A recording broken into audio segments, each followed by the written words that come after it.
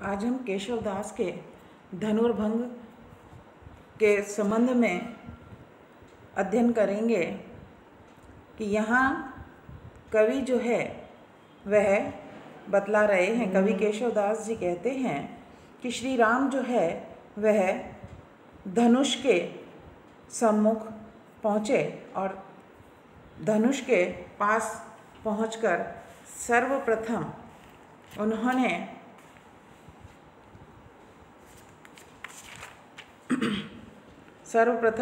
उन्होंने शिव धनुष को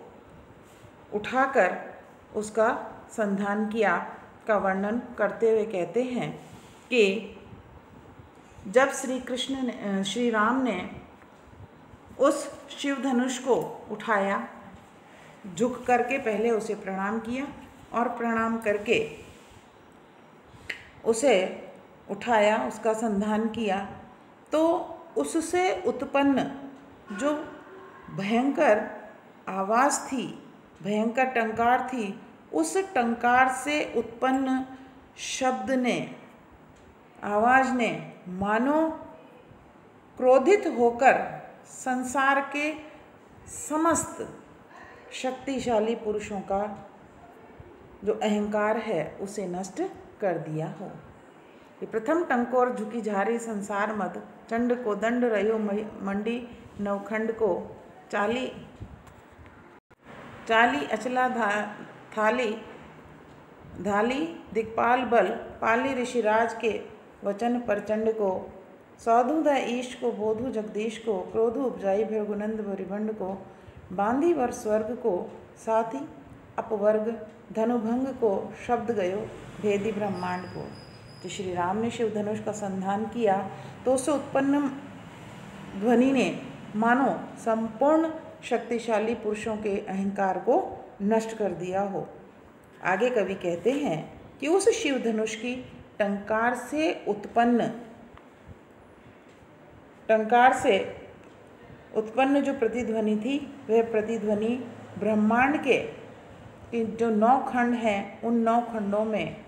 वह ध्वनि व्याप्त हो गई।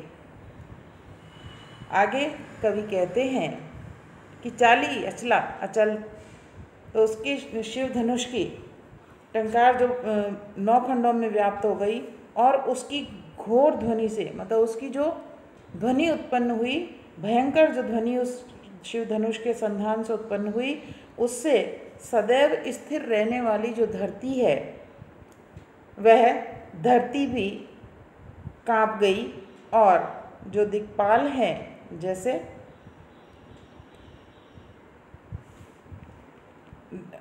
गई और दिक्पाल जैसे इंद्र, वरुण, यम, कुबेर का साहस भी, बल भी टूट गया। वे सभी उस टंकार की गूंज से आश्चर्यचकित रह गए। उस टंकार ने मानो महर्षि विश्वामित्र के द्वारा दी गई धनुर्भंग की कठोर आज्ञा का पालन उसमें निहित था, कि जैसे श्री राम को विश्वामित्र ने धनुष भंग करने के लिए आज्ञा दी हो, कि धनुर्भंग की वे तीव्र ध्वनि मानो शिवजी को उनके धनुष के टूट जाने का बोध कराकर, टूट जाने की सूचना देकर, विष्णु को विश्व में उन्हीं की इच्छा के अनुरूप हो रहे कार्यों का बोध कराकर, महाबली परशुराम के मन में अत्यधिक क्रोध उत्पन्न करके, स्वर्ग के कार्यों को अपनी गूंज से बाधित करके और दधीची को मोक्ष दिलाकर मानो ब्रह्मांड को भी भेद कर वह ध्वनि अंतरिक्ष में चली गई। अर्थात धनुष भंग की टंकार समस्त ब्रह्मांड में फैलकर सभी को आश्चर्यचकित करने लगी। आगे कवि कहते हैं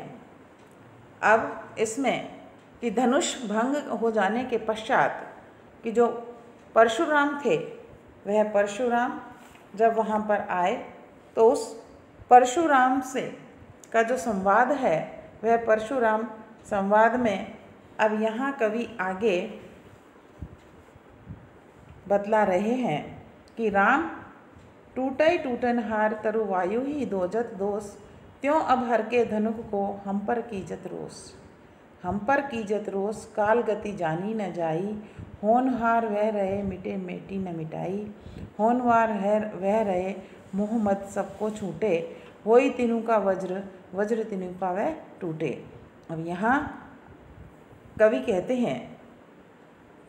कि केशव की रामचंद्रिका के माध्यम से परशुराम संवाद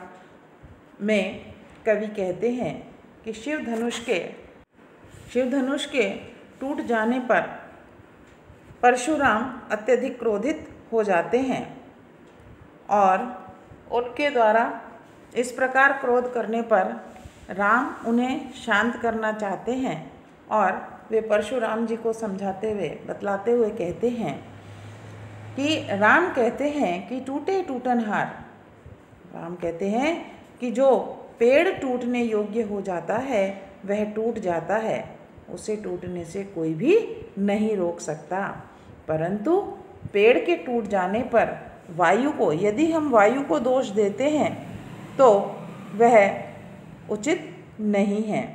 तो कह रहे हैं कि इस प्रकार धनुष के टूटने पर, मतलब शिव जी के धनुष के टूटने पर आप क्रोधित हो रहे हैं, यह आपका क्रोध करना उचित नहीं है। आगे वो कहते हैं कि काल की गति, वो कहते हैं कि हम पर कीजत रोष काल गति जानी न जाई। वो कह रहे हैं कि आप जो मुझ पर क्रोध कर रहे हैं वह ठीक नहीं है, कि काल की गति को कौन जान सकता है, काल की गति कोई नहीं जान पाया। तो इसीलिए क्या कहा कि जो होनी है, जो होनहार है, जो होना है, उसको होने से, घटित होने से कोई नहीं रोक सकता। आगे कहने का तात्पर्य है कि होनहार को बलवान बताया गया है। तो कह रहे हैं कि जो होनी है वह होकर रहती है, उसे कोई नहीं रोक सकता। आगे कहते हैं कि जब होनहार बलवान है तो वो कह रहे हैं कि इसके प्रति हमारा मोह और घमंड करना व्यर्थ है, बेकार है, कि परिवर्तनशीलता के कारण परिवर्तनशीलता की गति को कोई भी नहीं समझ पाया। तो आगे कहते हैं कि इस प्रकार की वस्तुओं के प्रति हमारा मोह जो है वह स्वतः ही समाप्त हो जाता है, क्योंकि यही जगत का सत्य है। आगे कवि कहते हैं कि होनहार बलवान है इसीलिए कि होई तिनु का वज्र वज्र तिनु का वह टूटे। तो कहते हैं कि होनहार बलवान होने पर मामूली सा दिखने वाला जो तिनका है वह तिनका भी वज्र के समान कठोर और शक्तिशाली हो जाता है, बन जाता है। और जब होनहार विपरीत होने पर कठोर तिनका भी, कठोर वज्र भी जो शक्तिशाली है, कठोर है, वह भी तिनके के समान आसानी से टूट जाता है। इसलिए गतिशीलता और होनहार को प्रमुख मानकर उसी के अनुसार हमें आचरण करना चाहिए। आगे कवि कहते हैं कि जब श्री राम ने इस प्रकार परशुराम जी को बतलाया, कहा, समझाने का प्रयास किया, तब आगे परशुराम जी के द्वारा अत्यधिक क्रोधित होने पर कि लक्ष्मण जो है वह परशुराम को माता का वध करने का अपराधी बतलाते हैं। तो परशुराम अत्यधिक क्रोधित होकर अपना जो परशु है उस परशु को उठा लेते हैं और आगे कहते हैं कि परशुराम केशव है राज को अंश हलाहल कौरन खाई लियो रे, ता लगी मेद महीपन को व्रत घोरी दियो न सिरानो हियो रे। आगे कवि कहते हैं कि परशुराम जी कहते हैं कि हे कठोर परशु, कि तुमने अपने जो शत्रु हैं, बैरी हैं, उन शत्रु का है राज का मांस जो है विष के ग्रासों के समान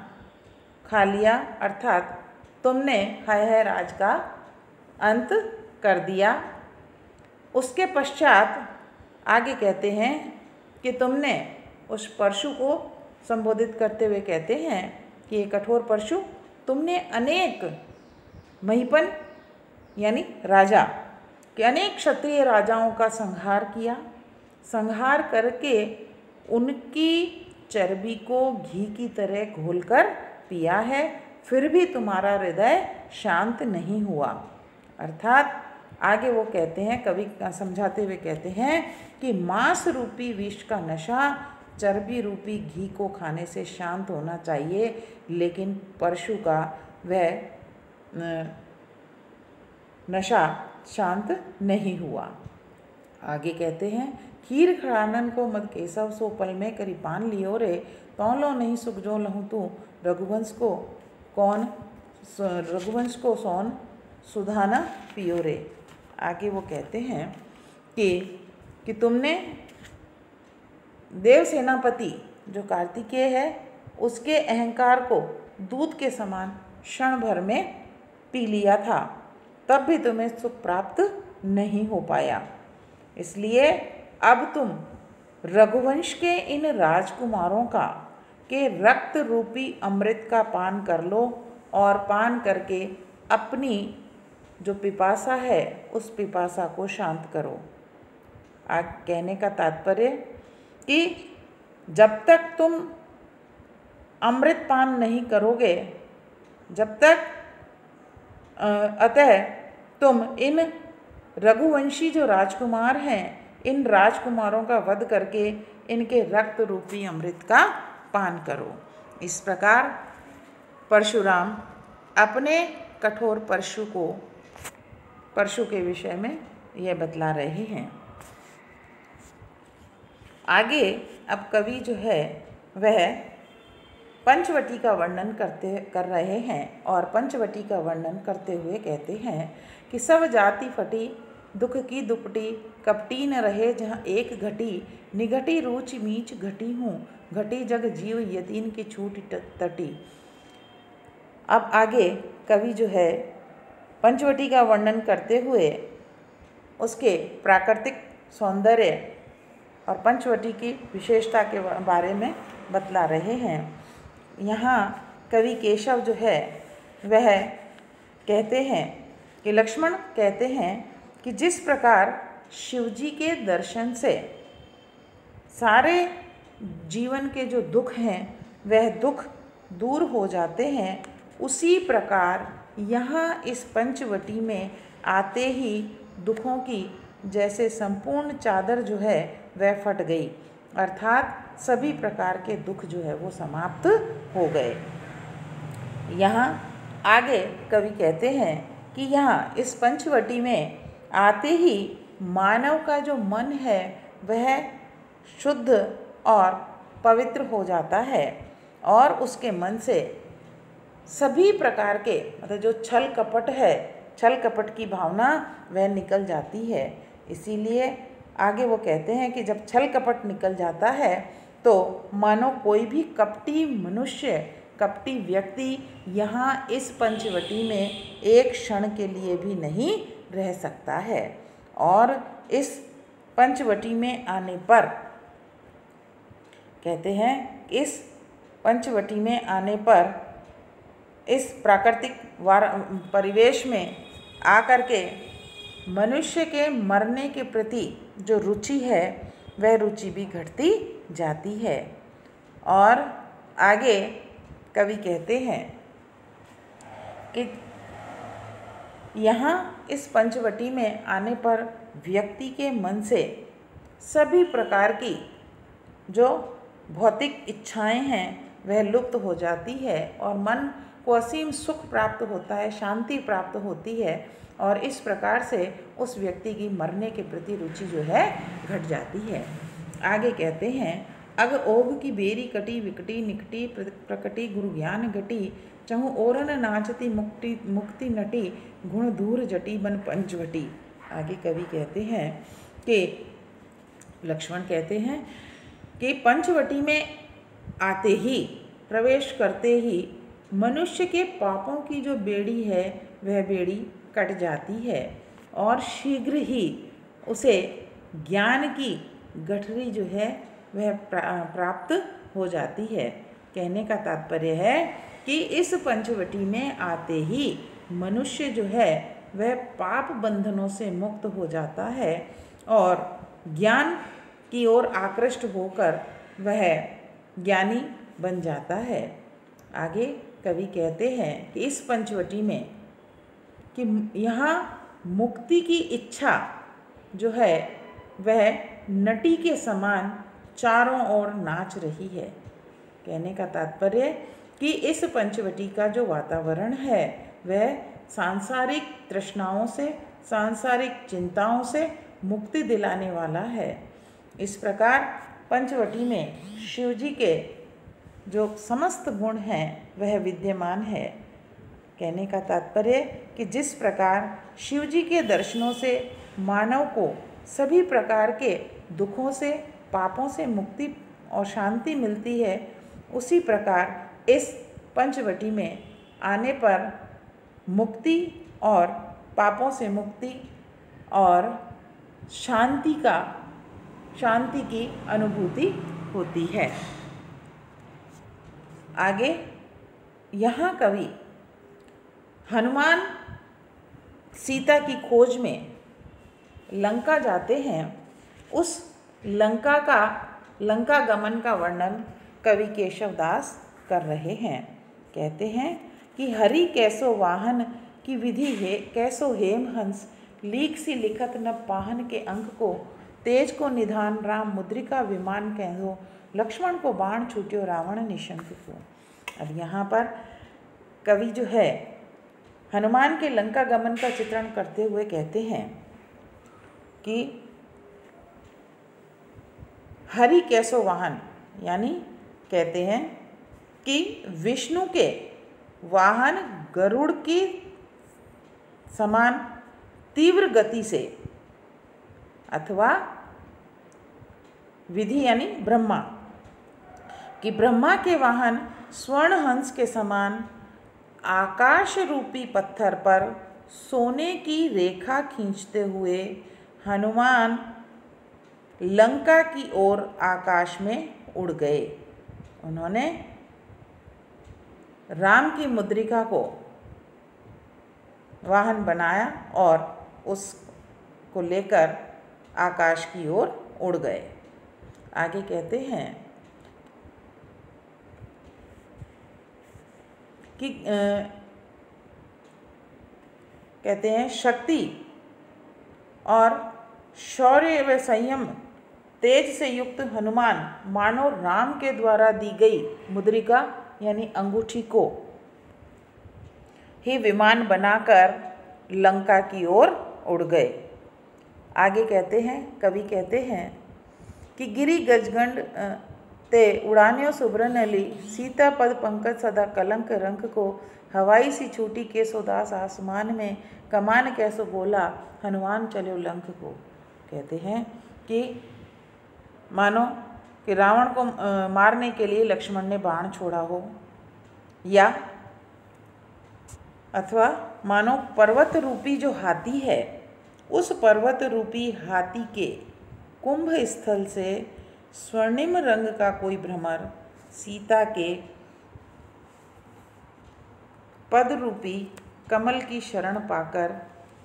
पाने के लिए आकाश में उड़ गया हो, अथवा आकाश में किसी ने आतिशबाजी की हो, या